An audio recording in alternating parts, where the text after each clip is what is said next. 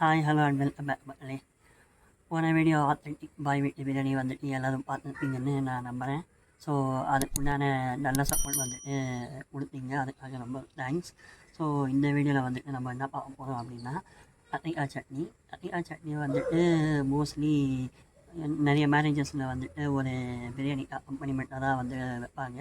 So அது வந்துட்டு நிறைய பேர் வந்து பண்ணுவாங்க. பட் ஆனால் வந்துட்டு அந்த டேஸ்ட்டு யாருமே வந்துட்டு அந்தளவுக்கு வரல அப்படின்னு சொல்லிட்டு ரொம்பவும் ஃபீல் பண்ணாங்க. ஸோ அதுதான் நம்ம இன்னைக்கு வீடியோவில் வந்து பார்க்க போகிறோம். இது வந்து பார்த்திங்கன்னா ஒரு பெஸ்ட் அக்காம்பனிமெண்ட்டு. பிரியாணியோடது மட்டும் இல்லை, உங்களோட தோசை, இட்லி, சப்பாத்தி, ஸோ இதோட எல்லாம் வந்துட்டு ஒரு நல்ல அக்காம்பனிமெண்ட்டு. இது கண்டிப்பாக வந்துட்டு நீங்கள் ட்ரை பண்ணுங்கள். நிறைய பேர் வந்துட்டு இந்த வீடியோ வந்து பண்ணுங்கன்னு ஒரு ரெக்வஸ்ட்னால தான் வந்துட்டு நான் இந்த வீடியோ வந்துட்டு நான் பண்ணுறேன். ஸோ வீடியோவை பாருங்கள். மறக்காமல் இந்த சேனலை வந்துட்டு லைக் பண்ணுங்கள், ஷேர் பண்ணுங்கள், சப்ஸ்கிரைப் பண்ணுங்கள். முடிஞ்ச வரைக்கும் மேக்ஸிமம் வந்துட்டு ஷேர் பண்ணுங்கள். ஸோ தட் வந்துட்டு இந்த சேனல் வந்து கொஞ்சம் நல்ல பாப்புலாரிட்டி கிடைக்கும். ஸோ வாங்க வீடியோக்குள்ளே போகலாம். பிரிஞ்சால் சட்னிக்கு தேவையான பொருட்கள்: மிளகு, கடுகு, புளி, மஞ்சப்பொடி, மிளகாய் பொடி, வெறும் மிளகாத்தூள், எள்ளு, ஜீரகம், வெந்தயம் மூணுமே சேர்த்து வறுத்து வச்சுருக்குறோம். இஞ்சி பூண்டு பேஸ்ட்டு, கருவேப்பிலை, எண்ணெய், தக்காளி, பச்சை மிளகா, கத்திரிக்காய். ஊதா கத்திரிக்காய் தான் வந்துட்டு உஜான கத்திரிக்காய் தான் வந்து யூஸ் பண்ணணும். ஏன்னா அப்போ தான் வந்து கத்திரிக்காய் சட்னி நல்லாயிருக்கும். அதே மாதிரி இந்த புளி வந்து கரைச்சி வச்சுருக்காங்க, அதுவும் அதே மாதிரி யூஸ் பண்ணிக்கணும். கத்திரிக்காய் இப்படி கட் பண்ணிக்கணும் நல்லா. இங்கே பாருங்கள்,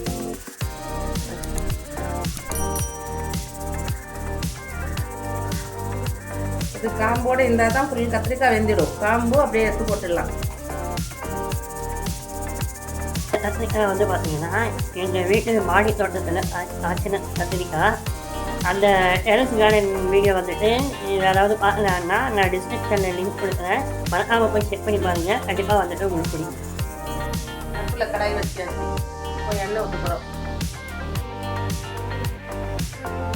எண்ணெய் 100 எண்ணெய், 1/2 கிலோ கத்திரிக்காய்க்கு.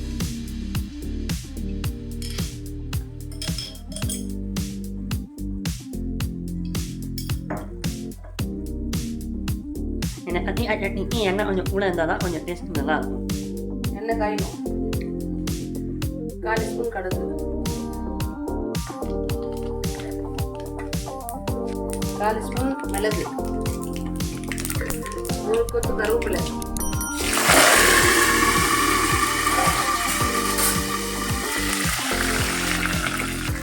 கத்திரிக்காய் 1/2 கிலோ கத்திரிக்காய். அதே நம்ம மூடி போட்டு போடுறோம். எண்ணெய் தெறிக்கும், இல்லைன்னா அது தண்ணி இருக்குல்ல கத்திரிக்காயில், அது டைரெக்டாக எண்ணெயில் போடும்போது தெறிக்கும் எண்ணெய். கொஞ்சம் நேரம் கழிச்சு தரலாம். இது வந்து புதுசாக இருக்குது. இது வந்துட்டு ஒரு நல்ல டிப்பு. கண்டிப்பாக வந்து யாரும் யூஸ் பண்ணியிருக்கீங்களா என்னன்னு தெரியல. இந்த டிப்பு வந்து யூஸ் பண்ணியிருக்கோம். கத்திரிக்காய் நல்லா எண்ணெயிலே வதங்கணும். அப்போதான் நல்லா இருக்கும். சிறிதளவு இஞ்சி பூண்டு பேஸ்ட்டு,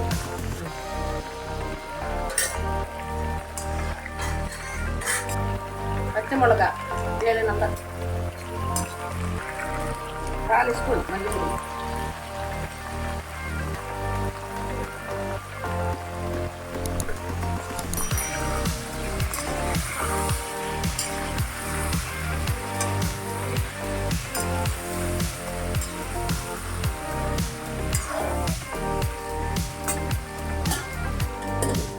மூடி போட்டு விட்டு நல்லா எண்ணெயிலே வதங்கிடும்.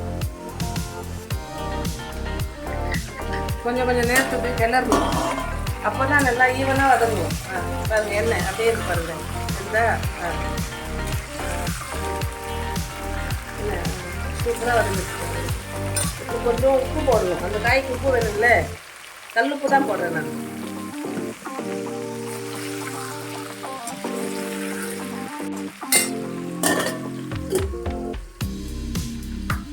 ஓரளவுக்கு வதங்கிடுச்சு.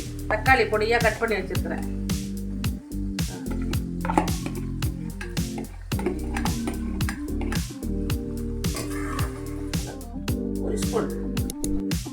என்னது மிளகாத்தூள், வெறும் மிளகாத்தூள்.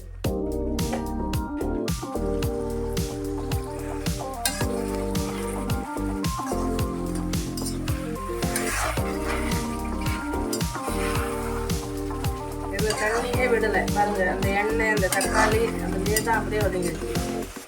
எள்ளு, வெந்தயம், ஜீரகம் பாருங்க, நைஸாக அரைச்சாச்சு பேஸ்ட்டு.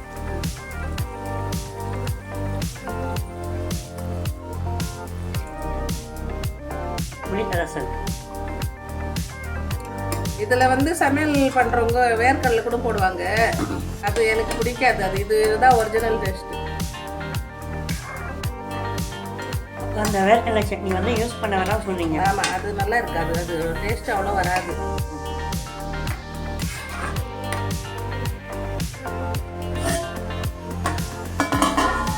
நம்ம ஒயிட் ரைஸில் போட்டு சாப்பிடுறது தான் கொஞ்சம் இது மாதிரி வச்சுருக்கிறேன். பிரியாணி கூடனாக்கா இன்னும் கொஞ்சம் திக்காக இருக்கணும். அப்படியே இது கிரேவி கொஞ்சம் லூஸாக கிரேவி மாதிரி பண்ணியிருக்கோம். இது ஒயிட் ரைஸ்க்காக. இதுவே வந்து பிரியாணினா கொஞ்சம் நல்லா திக்காக தொப்பு மாதிரி வந்து பண்ணுவோம். தொப்பு மாதிரி பண்ணோன்னா கொஞ்சம் தொட்டு சாப்பிடுறது, பிரியாணியோட தொட்டு சாப்பிட்றதுக்கு கொஞ்சம் நல்லாயிருக்கும். இதுவும் கிட்டத்தட்ட தொப்பு மாதிரி தான் வந்துடும். இது கொஞ்சம் ஹார்ட் தான். அவ்வளோதான், முடிஞ்சிடுச்சு. இப்போ முடிஞ்சிடுச்சு. சும்மா 2 நிமிஷம் அப்படியே சிம்மில் வச்சு எடுத்துடணும். எண்ணெய்லாம் மேலே வந்துடும். வீட்டில் செஞ்ச அத்திர சட்னி ரெடி ஆகிடுச்சு. இந்த ரெசிபி வந்துட்டு கண்டிப்பாக அவங்க எல்லாருமே பிடிச்சிருக்குன்னு நான் நம்புகிறேன். எல்லாருமே ரெக்வஸ்ட் பண்ணி கேட்டதால இந்த அத்திர சட்னி வந்து செஞ்சுருக்கோம். இந்த வீடியோ பிடிச்சிருந்தா மறக்காமல் லைக் பண்ணுங்கள், சப்ஸ்கிரைப் பண்ணுங்கள், உங்கள் ஃபேமிலி அண்ட் ஃப்ரெண்ட்ஸோட ஷேர் பண்ணுங்கள். இந்த வீடியோ கண்டிப்பாக பிடிச்சிருக்குன்னு நான் நம்புகிறேன். அடுத்த வீடியோஸ் சந்திக்கலாம். Thanks please.